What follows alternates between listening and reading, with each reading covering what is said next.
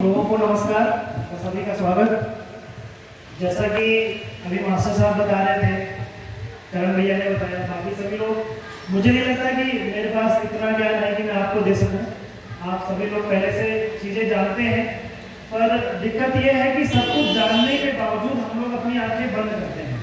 हम उन्हीं चीज़ों को के बारे में बात करना चाहते हैं या बोलते हैं जिसका नुकसान डायरेक्टली हमें होता है, जिसका नुकसान हमें दिखता नहीं है या इनडायरेक्टली हम पर हो रहा है, उस चीज़ों पर हम बात नहीं करना चाहते। अगर बगल वाला कोई वैसा कार्य कर रहा है जिससे कि हो सकता है आने वाले भविष्य में उसका नुकसान हम पर हो, फिर भी हम उसको नहीं बोलना चाहते, क्योंकि बात यह आती है कि कौन उससे लड़े, कौन उसको समझाए। अगर ये भावना लेकर चलेंगे, भी बार बार बात हो रही थी जनसंख्या नियंत्रण, तो उसका दायित्व सरकार का नहीं है, हमारे पड़ोसी का नहीं है, हमारा खुद का है।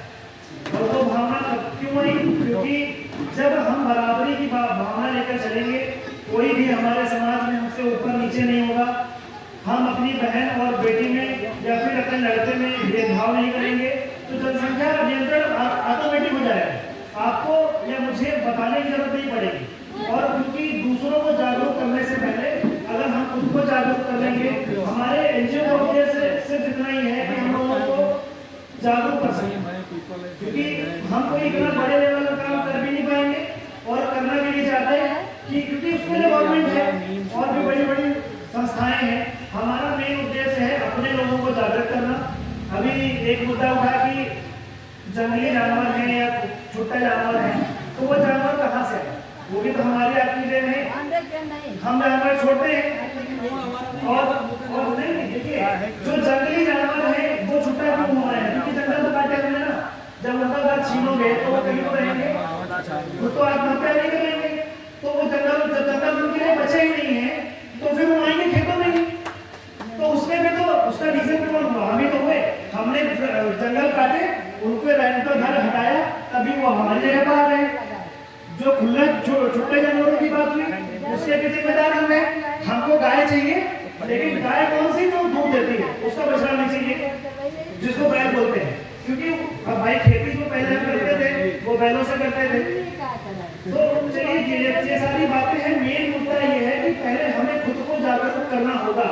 जो चीजें जरूरी हैं पन्नी है, लोग इतने फैशनेबल हो गए हैं, इतने हो गए हैं कि अगर एक 2, 4, 5 रुपए की चीज लेंगे, 10 रुपए की चीज लेंगे, तो दुकानदार तो भैया पन्नी ले लो। घर से झोला ले जाना किसी को अच्छा नहीं लगता, क्योंकि उससे फैशन बिगड़ जाता है, बेइज्जती हो जाती है। अगर आपको पता है कि आप मार्केट जा रहे हो, वहां से सामान खरीदोगे, तो 7 रुपए झोला लेकर जाओ। जब झोला लेकर जाओगे तो पन्नी ऑटोमेटिक खत्म हो जाएगी। आप दोस्त देते रहोगे कि वो पन्नी बढ़ाने हैं, वो पन्नी बनाने हैं, वो बनाना बंद कर दे तो हम खरीदना बंद कर दे। ये कोई लॉजिक नहीं होना।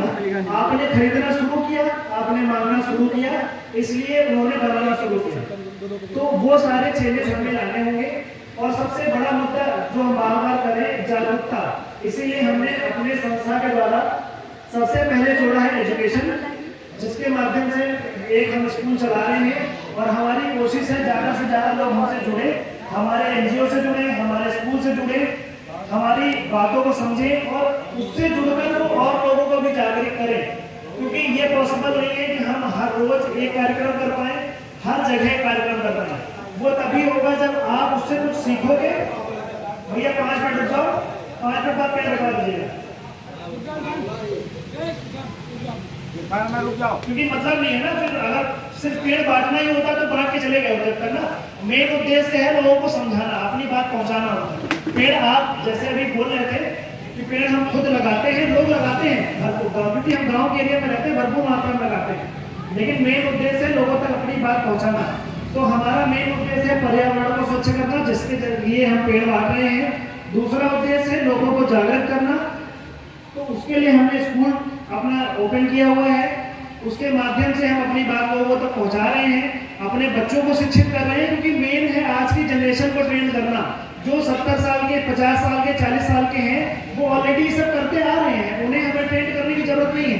जरूरत है आज की जनरेशन को ट्रेन करना, क्योंकि यही भविष्य है आगे।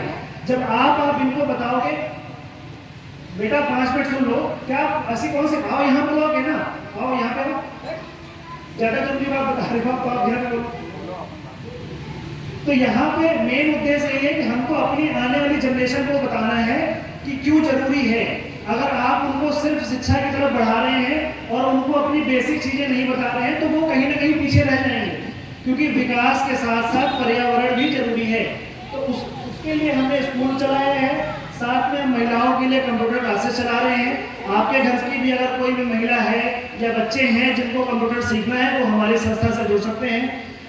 सांस्कृतिक कार्यक्रम करा रहे हैं हम अभी तो, और भी थोड़ा प्रयास कर रहे हैं कि कुछ और समूहों से मिलकर आप लोगों की सहायता से, क्योंकि मेन अगर आपने भी देखा होगा हमारे एरिया में कुछ ऐसी चीज़ों की कमी है और उन सब चीज़ों को हमें ही बढ़ाना पड़ेगा जिससे कि बच्चे और चीज़ों में इन्वॉल्व होकर ना होकर उन चीज़ों में इन्वॉल्व हो।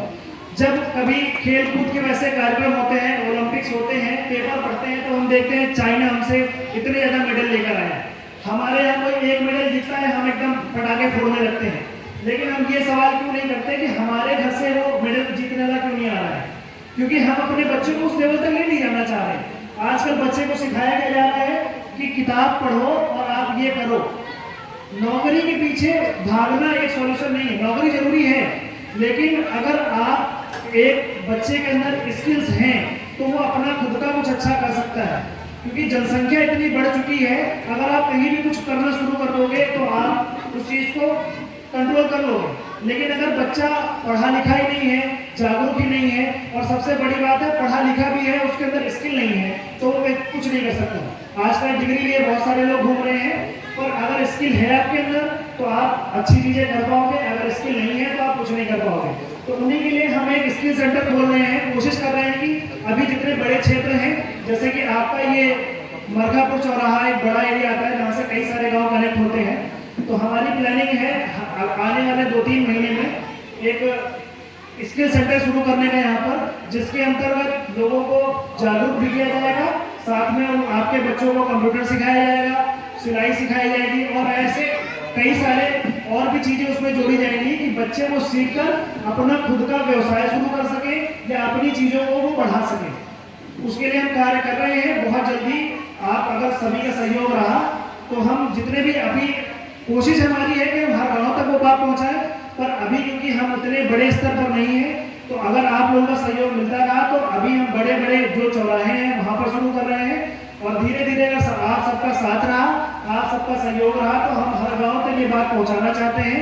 हर गांव में एक स्किल सेंटर होना चाहिए कि हमारे बच्चे पढ़ें और साथ में ही स्किल्स भी सीखें। और उसके साथ ही हम स्किल्स डेवलपमेंट प्रोग्राम चला रहे हैं, महिला सशक्तिकरण प्रोग्राम चला रहे हैं, सिलाई सेंटर्स के बारे में बात हो रही है, और गौशालाएं बहुत सारी हैं पहले से चल रही है, और भी कुछ खोलने की प्लानिंग हो रही है, जिससे कि जो आपका अभी मास्टर साहब का मुद्दा था कि खुले जानवर घूम रहे हैं, तो उनके लिए हम क्या कर सकते हैं, उनको उनका क्या रुझान हो सकता है, उनको अगर आप कुछ जगह नहीं दोगे तो कहीं ना कहीं तो रहेंगे ही ना। तो उनके लिए विचार चल रहा है। कई लोगों से मेरी पर्सनली बात भी हुई है जो उस क्षेत्र में पहले से हमारे जैसा ही एनजीओ चला रहे हैं, या फिर सिर्फ ऐसे खुला जानवरों के लिए या फिर जानवरों की सुरक्षा के लिए काम कर रहे हैं। ऐसे कई सारे लोगों से बात हो रही है और चल भी रही है। जितनी जल्दी उसका सॉल्यूशन निकलेगा, हर गांव से हर जगह से लोगों की समस्याएं सुनी जाएंगी और उनका अधिक से अधिक सॉल्यूशन निकाल के उनका समाधान किया जाएगा। ऐसे ही बहुत सारे कार्यक्रम हैं, सबका विस्तृत रूप बताना अभी पॉसिबल नहीं है, क्योंकि अभी तो ज़्यादा लोग भी नहीं हैं, और जितने लोग हैं उतने लोग मुझे लगता है कि पहले से जागरूक हैं अपने स्तर से, और जो पहले बातें हो चुकी हैं लोग बता चुके हैं, तो मैं ज़्यादा कुछ नहीं बोलना चाहूँगा। और उपस्थित सभी लोगों का फिर से धन्यवाद, आभार, और आप ऐसे ही हमारे साथ जुड़ते रहें। सबसे यही अनुरोध है कि हो सके तो आप भी कोशिश करें अपने लोगों को जागरूक करने का और उन्हें हमारे बारे में बताने का, हमारे एनजीओ के बारे में बताने का, कि वो हमारे साथ जुड़ें और इस जो मुहिम हम लोगों ने शुरू की है उसको और लोगों तक पहुंचाएं। बस मैं अपनी वाणी को यहीं पर विराम दूंगा। धन्यवाद।